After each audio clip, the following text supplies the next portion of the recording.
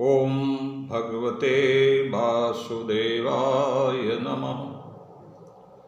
मित्रों, आज मैं भागवत गीता श्रीमद् गीतायन जो श्रीमद् भगवत गीता के 700 श्लोकों का अवधी भाषा में दोहा और चौपाई में रूपांतरण है, ये जो मैं काफ़ी समय से आपके समक्ष कहता रहा हूँ, आज पुनः आपके समक्ष प्रस्तुत हुआ हूँ। श्रीमद् भगवत गीता सनातन धर्म का सर्वश्रेष्ठ उपनिषद है और चारों ही धर्मों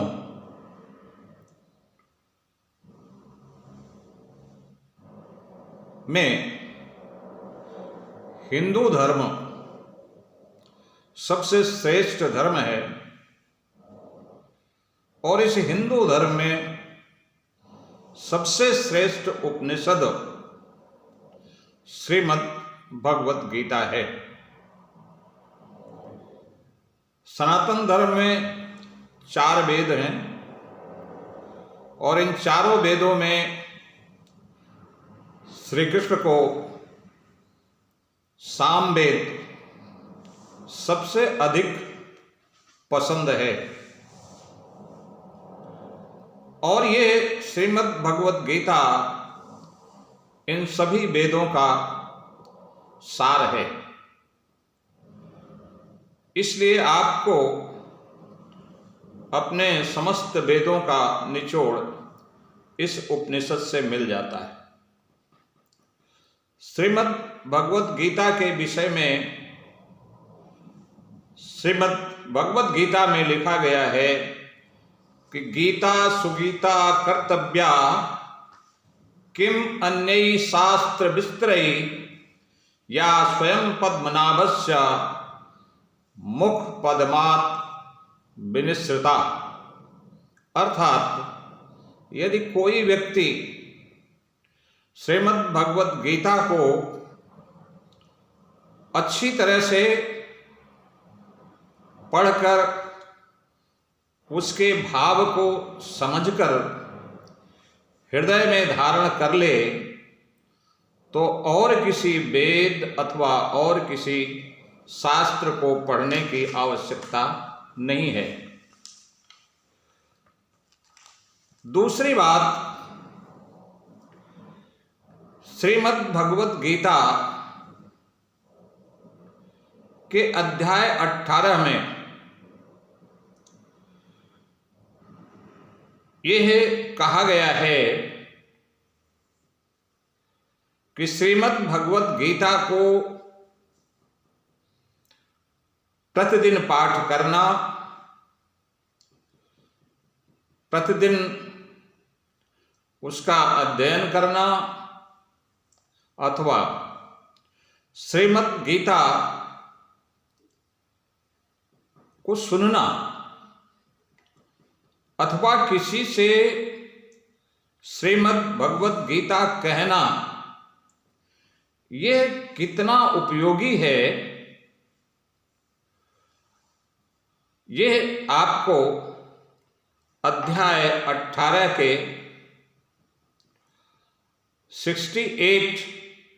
68वें श्लोक में कहा गया है कि यह इमं परमं गोयं मद्भक्तेषु विधास्यति भक्तिं मयि परां कृत्वा मामेव एष्यति असंशय। अर्थात पद्मनाभ श्री विश्व के अवतार श्री कृष्ण भगवान अध्याय 18 के श्लोक 68 में अर्जुन से कहते हैं कि हे अर्जुन, जो इस परम पुण्य शास्त्र श्रीमद् भगवद गीता को मेरे भक्तों में कहेगा, वो मेरी अत्यंत और बहुत बड़ा पुण्य करते हुए मुझको प्राप्त होगा।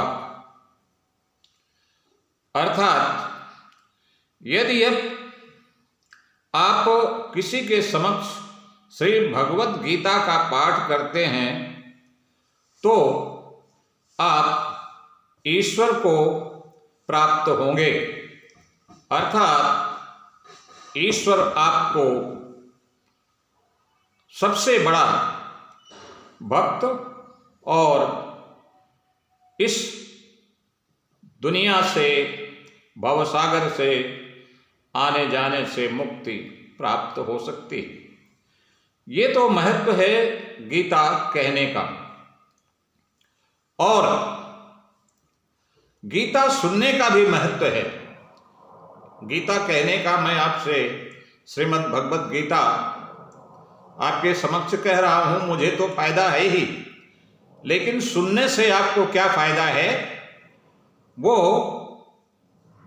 अध्याय 18 के श्लोक नंबर 71 में श्री कृष्ण भगवान कहते हैं कि सद्दावान अनसूयश्च श्रेयात्यपि यो नरः सोऽपि मुक्तः शुभान् लोकान् प्राप्नुयात् पुण्यकर्मणाम्। अर्थात जो व्यक्ति श्रीमद् भगवद गीता को सुनता है, जो भी पुरुष इस श्रीमद् भगवद गीता को श्रद्धा से और दोष दृष्टि हुआ, आदर सहित, श्रद्धा सहित सुनता है, वो भी पुरुष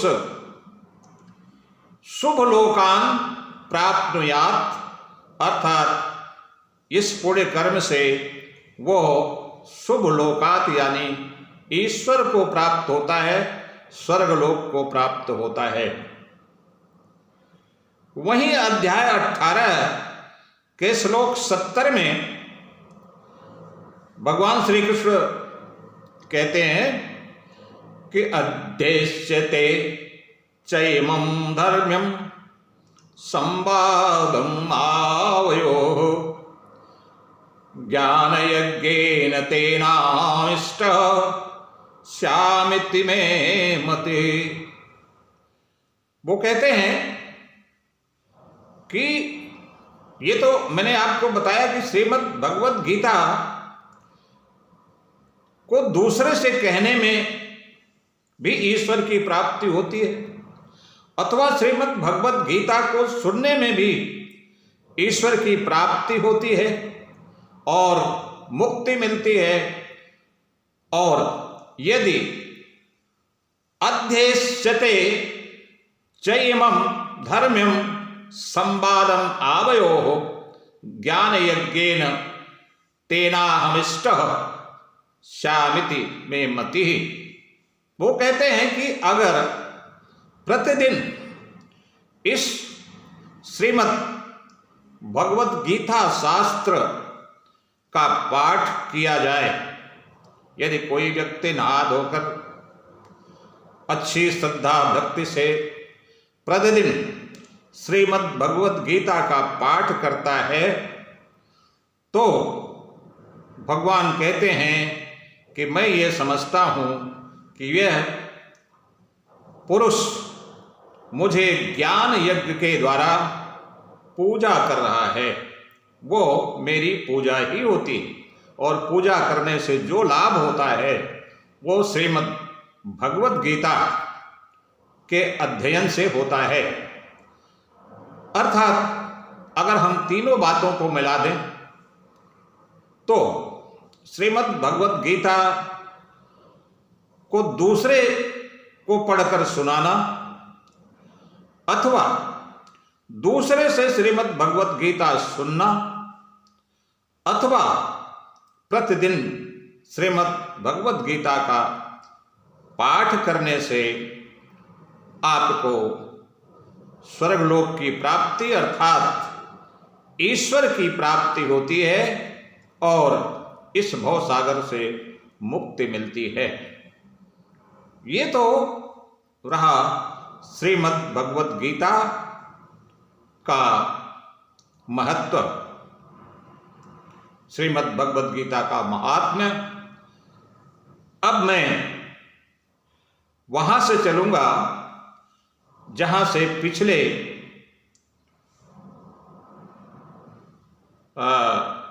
अध्याय 2 के हम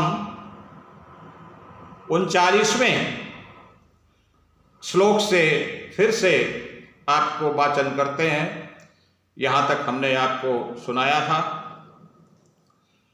और अब चूंकि मैं शुरू करने जा रहा हूँ इसलिए आपसे निवेदन करता हूँ कि ये जो मैं श्रीमद् भगवत गीता का पाठ आपके समक्ष करता हूँ, आप जानते हैं कि श्रीमद् भगवत कथा को कहने के लिए जिन पंडितों को, विद्वानों को बुलाया जाता है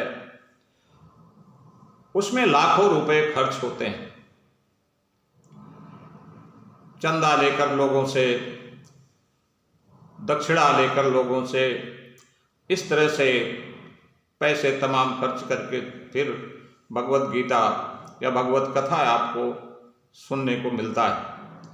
यहाँ मैं आपको फ्री में सुना रहा हूँ। केवल इसके सुनने की एक कीमत है कि यदि आपको इस सनातन धर्म की सर्वोच्च काव्योपनिषद श्रीमद् भगवत गीता पसंद है तो केवल 2 काम करें जिसमें कोई पैसा नहीं लगेगा, कोई कीमत नहीं लगेगा और हमें उत्साहित करेगा और ये आगे बढ़ेगा। केवल आपको 1 सेकंड में लाइक करना है और सब्सक्राइब की बटन दबाना है।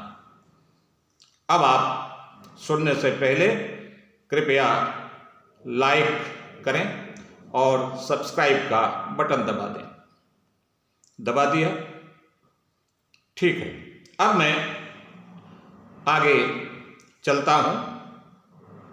थोड़ा पीछे अध्याय 2 के ही श्लोक 37 में उन्होंने कहा था कि हतो वा प्राप्स्य स्वर्गम जित्वा वा भोक्ष्यसे महीम् तस्मात् उद्दिष्ट कौन्तेय युद्धाय कृत निश्चयः। अर्थात उन्होंने भगवान श्री कृष्ण ने अर्जुन से कहा, जो श्रीमद् गीतायन के अनुसार मैं पढ़ता हूं, मर कर प्राप्त स्वर्ग को होगा, जीत ही भूमि करई तू भोगा, सो अर्जुन अब योदहि हे तू दृढ़ निश्चय करी हो खड़ा तू। इस तरह से मैं पहले ये आपको बता चुका हूं कि भगवान श्री कृष्ण ने कहा कि देखो, ये धर्म युद्ध करने से तुम्हें किसी भी प्रकार से हानि नहीं है। इस युद्ध में यदि आप मर जाते हो तो स्वर्गलोक को प्राप्त होगे और यदि जीत जाते हो तो राज्य भोग करोगे। इसलिए हे अर्जुन, उठो और युद्ध करो। यहां तक मैं आपको बता चुका था। आगे श्री कृष्ण अर्जुन से कहते हैं कि सुख दुख लाभ हानि अरु जोई, जय अरु अजय समान नहीं होई, समुझ सजग हो युद्ध से तोही, पाप तनिक भी प्राप्त न होई। श्लोक नंबर 38। वो कहते हैं कि सुख दुख समय कृत्वा लाभा लाभौ जया जयौ ततो उद्धाय पूज्यस्य नैवं पाप अवाप्स्यसि। संस्कृत में अध्याय 2 के ही 38वां श्लोक कहता है कि सुख दुखे समय कृत्वा, हे अर्जुन, सुख दुख लाभ हानि को समत्व भाव से समझकर, चाहे वो सुख हो दुख हो, लाभ हो हानि हो, अथवा जय हो या पराजय हो, सुख दुखे समय कृत्वा लाभो जया जयो, जय और अजय, लाभ और हानि, सुख और दुख। जो व्यक्ति इसको समान समझता है वो श्रेष्ठ व्यक्ति है और उसे किसी भी प्रकार का पाप नहीं मिलता। इसलिए तुम भी यही समझकर सुख दुख लाभ हानि जय अजय को समान समझकर युद्ध करो, जिससे कि पाप से मुक्त हो जाओ। आगे श्री कृष्ण कहते हैं, हे पार्थ बुद्धि तोर हित ज्ञान योग सम होय, निष्काम कर्म योग के भी विषय में सुन तू सोई। इस बुद्धि से युक्त हुई कर्म बंध को काटी, और किसी भी युक्ति से कर्म बंध नहीं नासे। अब वो आगे कहते हैं कि यह हमने जो बतलाया तुम्हें, यह संन्यास योग था। अब आपको कर्म योग की बात मैं बतलाता हूं। और कहते हैं कि ऐसा ते अभिहिता सांख्ये बुद्धि योगे त्वेमां शृणु, बुद्धया युक्त्या यया पार्थ कर्मबंधं प्रहास्यसि। उन्होंने कहा कि अब तक जो मैंने आपसे कहा वो संन्यास योग अर्थात सांख्य योग की बात कही। अब मैं कर्म योग की बात तुम्हें बतलाऊंगा। हमारी श्रीमद् गीता आयन के अनुसार, हे पार्थ बुद्धि यह तोर हित ज्ञान योग्य सम होई, निष्काम कर्म योग के भी विषय में सुन तू सोई।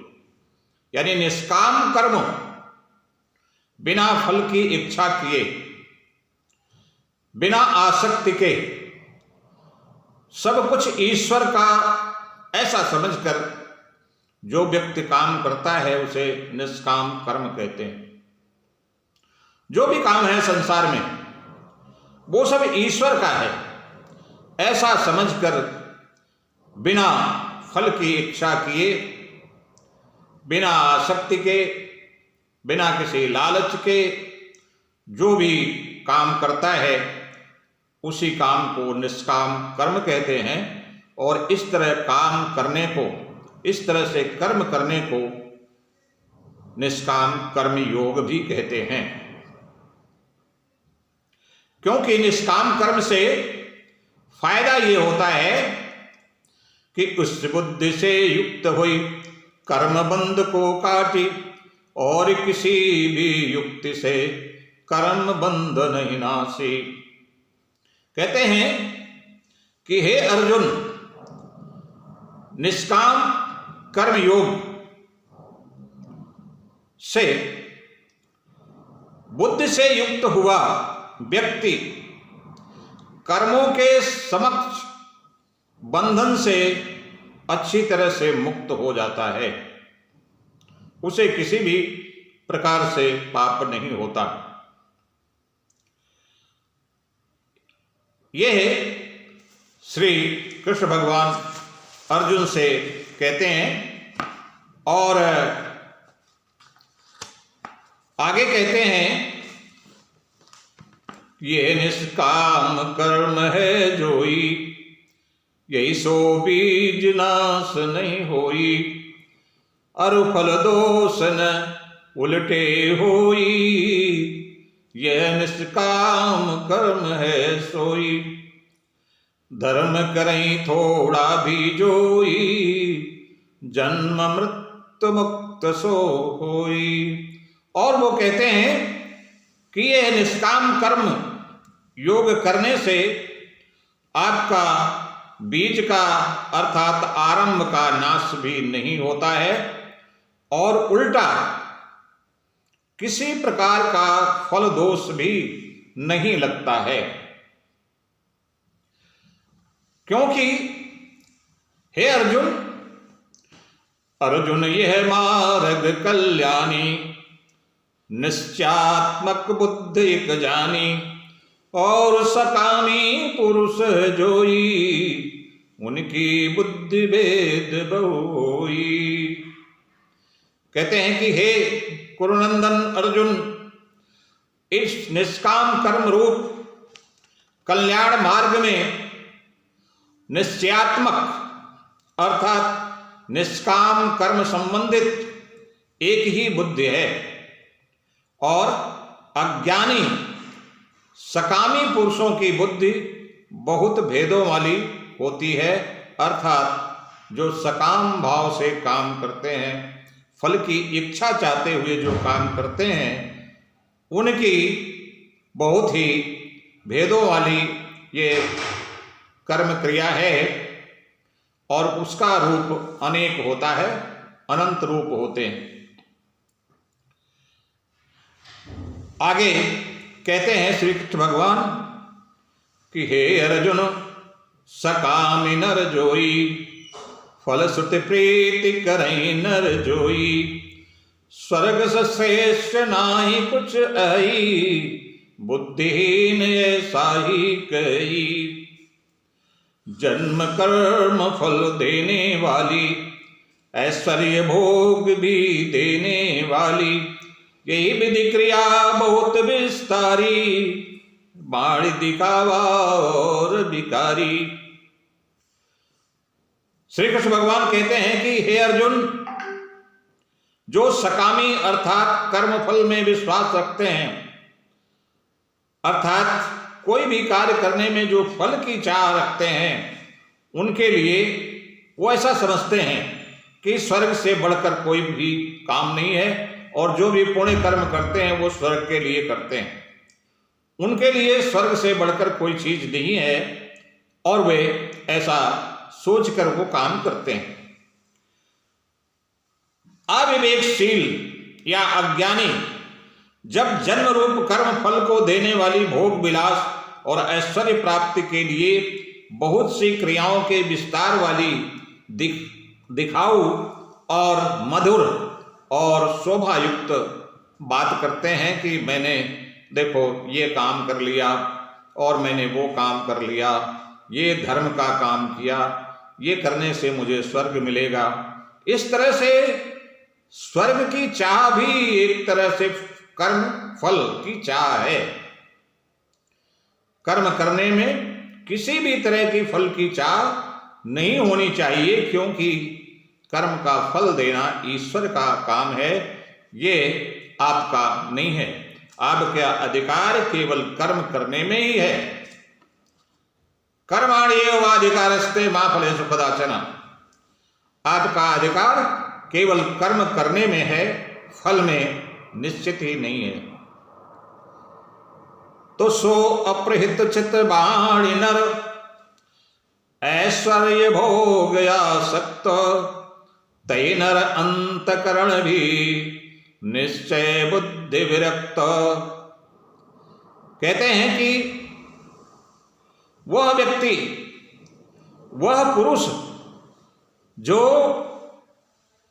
फल की इच्छा में काम करता है,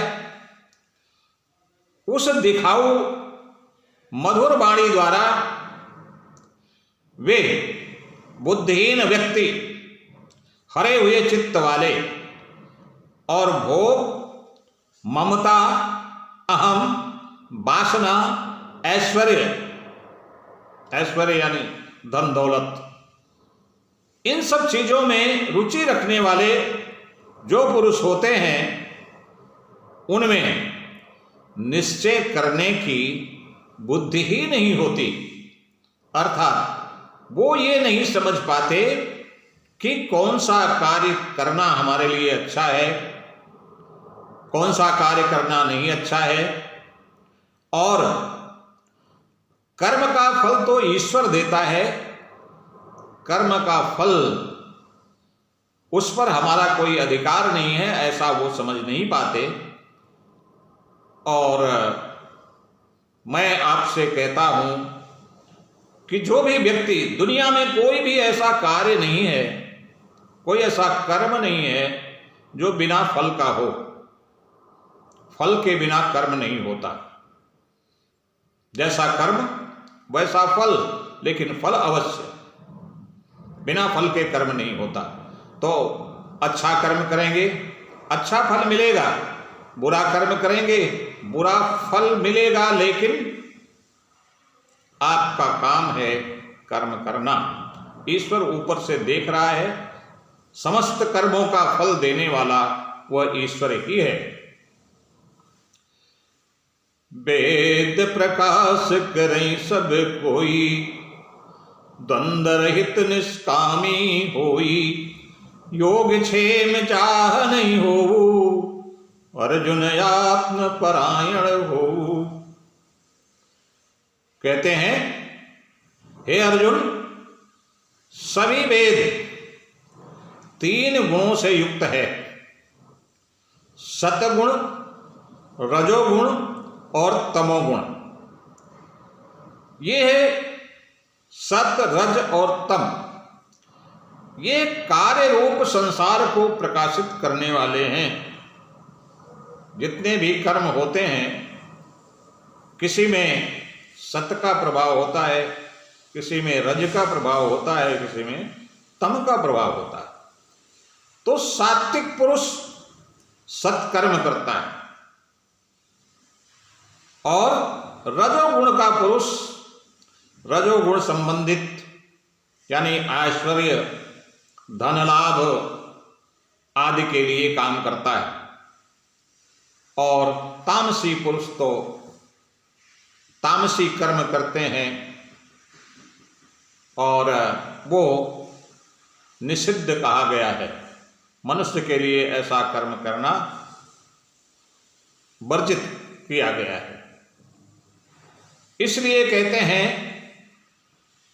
तू असंसारी अर्थात निष्कामी अर्थात कर्म फल को न चाहने वाले तथा सुख और दुख के द्वंद्वों से मुक्त तथा कुछ प्राप्त करने और प्राप्त की इच्छा न करने वाला और आत्मपरायण भव। इस प्रकार से वो समझाते हैं कि हे अर्जुन, तुम्हें सांसारिक लोगों के जैसा नहीं सोचना है, बल्कि आत्मपरायण होकर इस धर्म युद्ध को करो। लाभ और हानि की तुम्हें चिंता नहीं होनी चाहिए, उसके लिए ईश्वर है। और उदाहरण देते हैं, दीर्घ जलाशय समझ में पाई, क्षुद्र जलाशय काहु न भाई, ब्रह्मानंद प्राप्त जेहि होई, वेद न सोइया वश्यक होई। क्योंकि अगर मनुष्य सब ओर से परिपूर्ण जलाशय अर्थात समुद्र को प्राप्त कर लेता है तो उसे छोटे जलाशयों, गड्ढे, तालाबों इन सब की कोई आवश्यकता नहीं रह जाती। इसी प्रकार से अगर कोई भी पुरुष अपने पुण्य कार्यों के द्वारा, अपने निष्काम कर्म के द्वारा ब्रह्म को प्राप्त कर लेता है तो उसे और कुछ भी प्राप्त करने की आवश्यकता नहीं होती। अर्थात अगर ब्रह्म को जानने वाले ब्राह्मण भी हैं, जो विद्वान ब्राह्मण, उन्हें भी अगर ब्रह्म की प्राप्ति हो जाए तो तमाम वेदों के पढ़ने की आवश्यकता नहीं है, उसको पढ़ने का प्रयोजन नहीं है। ऐसा श्री कृष्ण भगवान समझाते हैं कि बहुत सारा वेद शास्त्र पढ़कर और यदि उसे ग्रहण न किया जाए, उसकी प्राप्ति न हो तो उसका फायदा नहीं होता। इसलिए अगर आपको ब्रह्म की प्राप्ति हो गई अर्थात ईश प्राप्ति हो गई, ईश्वर की प्राप्ति जो कार्य करने से हो गया, उसके बाद अन्य कार्य अथवा अन्य शास्त्र पढ़ने की कोई आवश्यकता नहीं पड़ती है। आगे कहते हैं, तब अधिकार न कर्म में होई, फल में तब अधिकार न होई। यानी तब अधिकार कर्म में होई, फल में तब अधिकार न होई। कर्म फल ही आसक्ति न होई, अर्व कर्म में प्रीति न होई। श्री कृष्ण भगवान कहते हैं कि अर्जुन, तुम्हारा कर्म करने मात्र में भी अधिकार है, फल में कभी नहीं। इसलिए मेरी सलाह है, मेरी राय है कि तू कर्म के फल को चाहने वाला मत बन, और ऐसा भी नहीं कि तू कर्म ही ना कर। कर्म करना आवश्यक। ऐसा नहीं है कि तुम्हें कोई फल की इच्छा नहीं है, तुम्हें कोई चाह नहीं, तुम्हें किसी फल की इच्छा नहीं है तो कर्म ही ना करो, ये भी गलत है, ये भी पाप है। कर्म करना आवश्यक है, लेकिन निष्काम कर्म भाव से, फल की चिंता न करते हुए, फल की आशा न करते हुए कर्म करना आवश्यक है। यदि कोई व्यक्ति कहीं जंगल में चला जाए और कोई कर्म न करे तो ऐसा नहीं होगा कि वो बहुत बड़ा सन्यासी कहा जाएगा अथवा उसे ईश्वर की प्राप्ति हो जाएगी। जंगल में जाने से अथवा इस दुनिया को छोड़ देने से, गृहस्थ आश्रम छोड़ देने से, कोई काम न करने से कोई न योगी होता है न सन्यासी होता है। योग और सन्यास घर में रहकर भी किया जा सकता है, परिवार में रहकर भी किया जा सकता है। केवल कर्ता भाव का अपने को अनुभव नहीं होना चाहिए। ऐसा नहीं कहना चाहिए कि हमने ये काम किया, हमने वो काम किया। आपने कुछ नहीं किया, वो सब ईश्वर की प्रेरणा से जो काम होते हैं वो कार्य होते हैं। लेकिन अगर ईश्वर नहीं चाहेगा तो आप नहीं कर सकते। इसलिए कर्ता भाव अपने में नहीं रखना चाहिए मनुष्य को। ईश्वर की कृपा है तो आप कर रहे हैं, ईश्वर की कृपा नहीं होगी तो आप कोई काम नहीं कर पाएंगे। इसलिए जो व्यक्ति कर्ता भाव अपने में से हटा देता है, अहं भाव हटा देता है कि हम ये काम हमने किया, यह काम मैंने किया, यही सबसे बड़ा पाप। इसको अगर छोड़कर किसी भी कर्म को केवल कर्म समझकर और वह कर्म ईश्वर का है ऐसा समझकर यदि आप कर्म करेंगे तो गृहस्थ आश्रम में रहते हुए भी, ऑफिस में भी काम करते हुए, कहीं भी काम करते हुए आप सन्यासी हैं और आपको उस कर्म का फल तो ईश्वर देगा।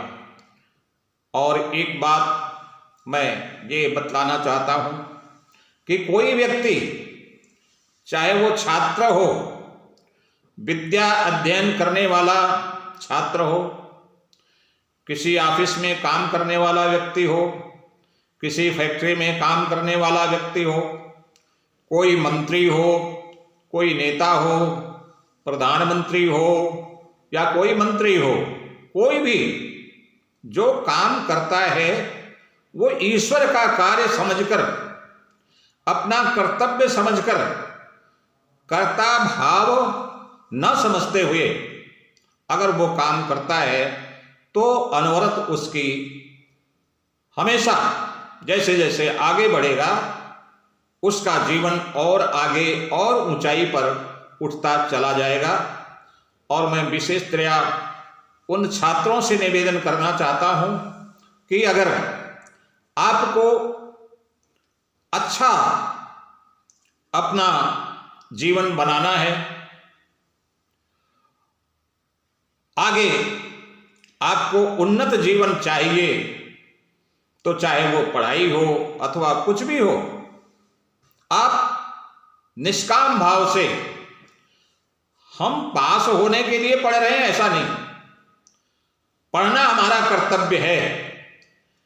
जो हमारे कोर्स में जितना ज्ञान है उसे प्राप्त करना है, ये हमारा कर्तव्य है। ऐसा समझकर अगर करता है तो अच्छे से अच्छे नंबर से पास होगा और आगे चल करके उसकी उन्नति होगी। और आगे जाकर जहां वो कार्य करता है, अपने कार्य क्षेत्र में पहुंचता है, वहां भी इसी सिद्धांत को अपनाता है कि कार्य जो हम कर रहे हैं ये ईश्वर का है। ईश्वर का कार्य समझकर अगर वो करता है तो वहां भी वो आगे बढ़ेगा, उसकी प्रोन्नति होगी। इसलिए निष्काम कर्म में आपका फायदा ही फायदा है, लाभ ही लाभ है। निष्काम कर्म भाव से ही काम करना चाहिए। और आगे कहते हैं, हे अर्जुन आसक्ति त्यागी, सिद्धि असिद्धि में हो सम भागी, योगस्थ होई कर्म करू जोई, भाव समत ही योग ही होई। अब हमको समत्त भाव, आप कहीं भी रहें, कहीं भी कोई भी काम कर रहे हैं, समत्त भाव से काम करें। समत्त भाव का मतलब होता है सुख दुख, लाभ हानि, जय अजय, इन सब की चिंता न करते हुए कर्म करना ही अपना कर्तव्य है, ऐसा सोचकर जो कर्म करता है उसे सफलता ही सफलता मिलती है। इसलिए वो कहते हैं, हे अर्जुन, आसक्ति को त्याग कर सिद्धि और असिद्धि में समान बुद्धि वाला होकर योग में स्थिर हुआ कर्म को कर। यह समत्व भाव अर्थात कर्म के पूर्ण होने या न होने में तथा उसके फल में समभाव रखना ही इसी को योग कहा गया है। और यह योग है समत्व भाव, ये भी योग है। लाभ हानि की चिंता न करते हुए, फल की चिंता न करते हुए, आसक्ति न रखते हुए, सिद्धि असिद्धि की चिंता न करते हुए,